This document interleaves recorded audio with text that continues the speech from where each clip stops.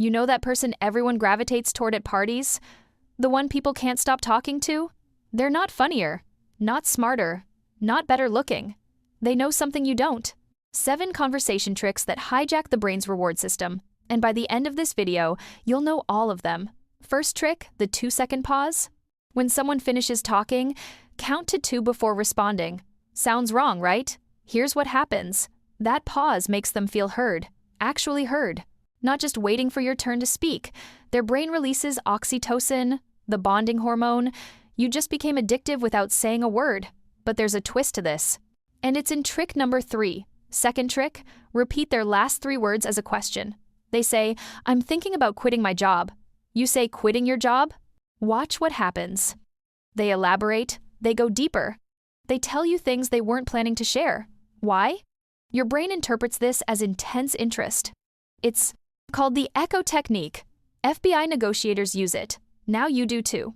But here's what most people get wrong about it. You can't just echo anyone. There's a specific type of person this backfires on. I'll tell you who in a minute. Third trick, the strategic interrupt. Remember that pause from trick 1? Here's the twist. When they're telling a boring story, interrupt with genuine curiosity about a specific detail.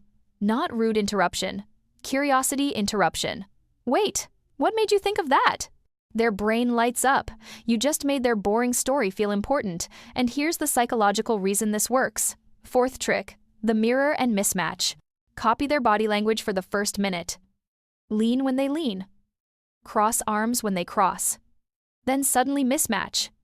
Lean back when they lean forward. Their subconscious notices. They unconsciously adjust to match you again. You just took conversational control without them realizing. This is the trick that creates the addiction, feeling. But there's a dark side to this one. Use it wrong and people feel manipulated. Use it right and they can't explain why they like you. The difference? Timing. And trick number 6 reveals the exact timing. Fifth trick, name their emotion before they do. That sounds frustrating. Before they say they're frustrated. You seem excited about this before they express excitement. You just validated feelings they hadn't fully processed. Their brain tags you as "gets me." This creates psychological safety, and safety is addictive. But here's the emotion you should never name. Sixth trick, the callback with escalation. Remember something they mentioned 20 minutes ago. Bring it back, but add to it. They mentioned their dog. Later you say, "How's your dog handling this weather?" You just proved you listen. You remember. You care enough to follow up. Most people forget what you said 5 minutes ago. You remembered from 20 minutes back. That's cognitive distinction. That's memorable. That's addictive. And this connects directly to trick 7. Seventh trick is the most powerful. But it only works if you've done tricks 1 through 6 first. Skip to this one and you'll seem try-hard. Do it after the others and you become unforgettable. Ready? Seventh trick, the incomplete story loop. Start a story. Get to the good part. Then say, "Actually, that reminds me of something else." Tell the second story. Never finish the first. Their brain stays hooked on that incomplete loop, needs closure, needs to know how it ends. And the only way to get closure is to keep talking to you. Here's what all 7 tricks have in common. They're not about you, they're about making them feel something. Heard, understood, important, interesting. Your brain is wired to seek these feelings. When someone gives them to you, your brain wants more. That's not manipulation. That's understanding human psychology.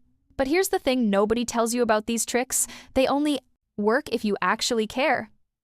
Use them as tactics without genuine interest. People sense it. Their gut knows something's off. Use them because you're genuinely curious about people. Magic. The tricks amplify what's already there. They don't create it. And that brings us to the secret 8th trick. The one that makes all the others actually work. 8th trick, vulnerable specificity. Share something specific and slightly uncomfortable about yourself early. Not trauma dumping. Specific vulnerability.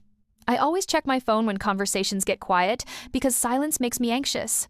You just gave permission for them to be human too. For them to be imperfect, to be real. And real is rare. Real is valuable. Real is addictive. This is the trick that makes everything else authentic instead of mechanical.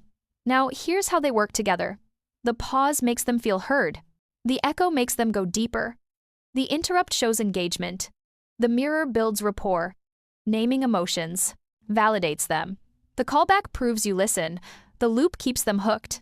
The vulnerability makes it real. It's not 7 separate tricks. It's one system. Each trick amplifies the next. Used together, they create conversational chemistry that feels natural but is actually engineered.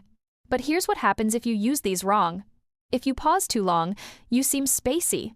If you echo too much, you seem like you're mocking. If you interrupt wrongly, you're just rude. If you mirror badly, you're creepy. If you name wrong emotions, you're projecting. If your callbacks are off, you seem stalkerish. If you loop too many stories, you're annoying. These are power tools, not toys. Use them with actual care for people, not as manipulation techniques.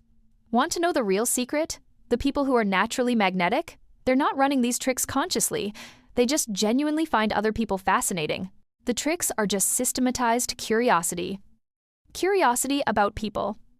Their stories, their emotions, their experiences. You can learn the techniques, but without real curiosity, they're just empty tactics. With real curiosity, they're superpowers. So, here's your homework.